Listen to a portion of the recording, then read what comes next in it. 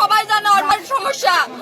ও গাড়ি নিয়ে আসতেছে, আসতে নাকি আস্তে আস্তে মানে গাড়ি নিয়ে আসার সময় নাকি তাকে নাকি যায় মারছে। এখন হুট করে তো একটা ছেলে যায় হুদাই মারবে না, কোনো তো কারণ আছে তাই না? ধরলাম ও মারছে, পাগল মারছে। তা ওখানে মারার পরে ওরা সবাই মিলে ওখানে ঘন তুলে দিচ্ছে আমার ভাইকে। আমার ভাই দৌড়ে আসে আমাকে করছে, আপু আমাকে বাঁচা, আমাকে লুকে তো। আমি করছি কি হচ্ছে, তোমাকে নিয়ে যেতে পারবি না, আমরা আছি কি হবে না। আমার ভাই করছে আমাকে ওরা মারাই ফেল দিবি রে, মারাই ফেল, তুই বিশ্বাস কর। আমার ভাই ওকে আমি লুকা ধুইনি করছে, আমি আছি, কোনো সমস্যা নাই। তারপরে আমার ভাই ভুল স্বীকার করার পা ধরছে পর্যন্ত বলতেছে আমি ভাই আপনার পা ধরতেছি, আমার মা হয়ে গেছে, ভুল করে দেন। তারপরে উনি শুনানি, উনি গুন্ডা পান্ডা নিয়ে আসে, হুন্ডেট করে আমার ভাইকে নিয়ে গেছে। 3 ঘন্টা 4 ঘন্টা পর কেউ ওখান থেকে একজন আসে বলতেছে তার ভাইকে সেই মারা মারছে, তোর ভাই আর উঠতে পারতেছে না।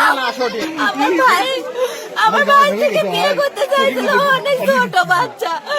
যেহেতু আমার ভাইকে বাসার থেকে মমি তুলে সবাই বেঁধে নিয়ে গেছে। 40-45 বছরের ছেলে ওই বিয়ের প্রস্তাব দেয়, একদিন হামাটি দিয়ে একজন দেওয়া আছে।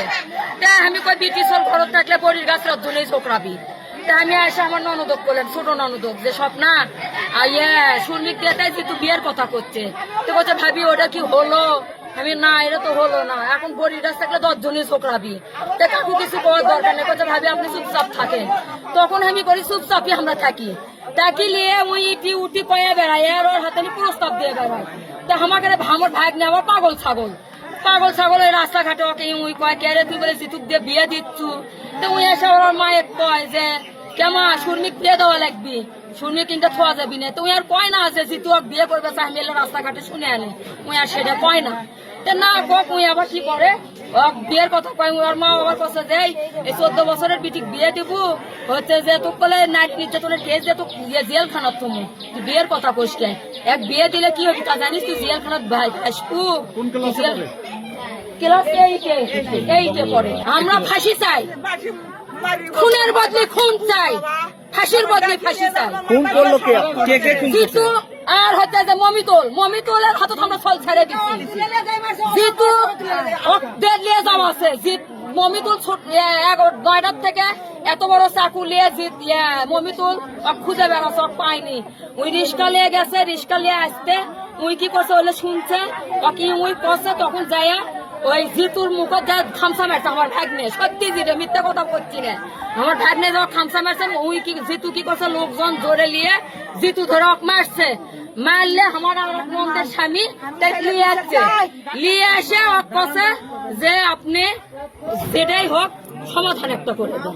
মারছে তো ওই কছে মামা আমার ভুল হয়ে গেছে মামা, 2টা পাও ধরেছি মামা, আমার ভুল হয়ে গেছে মামা, আমার ভুল হয়ে গেছে, আমি আর এই ভুল করবো না মামা, ওই ভুল শিকার কাছে।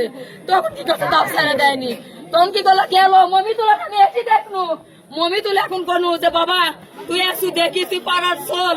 তখন কথা চাষি চিনতে নাই, আমার শরীর মাথা হাত দিয়ে কয় দাদি আপনি টেনশন করেন না, সিঙ্গালে চুলকে ওর গাঁত কোনো দাগ করবার লাগছে দাদি। তাই কয়ে মমিতুল সাথে করে নিয়ে গেল, মমিতুলই গ্যাস বাঁচা দিচ্ছে, জিতু বাঁচা দিচ্ছে। তাছাড়া জিতু ভাড়াটে, কৃষক জিতু নিয়ে যাবি, জিতু ভাড়াটে হামো ভাড়াটে, কৃষক তোর অধিকার যেমন আমার অধিকারও তেমন, তোর আগের থেকে আমি আসি। নিয়ে গেছে কখন?